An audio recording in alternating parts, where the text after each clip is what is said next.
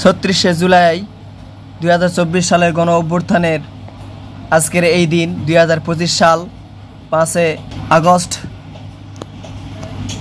আজকের এই দিনে ইসলামী আন্দোলন বাংলাদেশ মহাদেবপুর উপজেলা শাখার ইসলামী আন্দোলনের উপদেষ্টা মুফতি নাসির বিন আসগর তৈয়বী হাফিজাহুল্লাহ উনি আপনাদের সামনে বক্তব্য নিয়ে আসছেন। আপনারা সকলে মনোযোগ সহকারে শুনবেন এবং দেখবেন ইনশাআল্লাহ। দেখতে থাকুন আর উপভোগ করুন Ekota news TV channel, Mahadevpur, Naogaon. নৌকা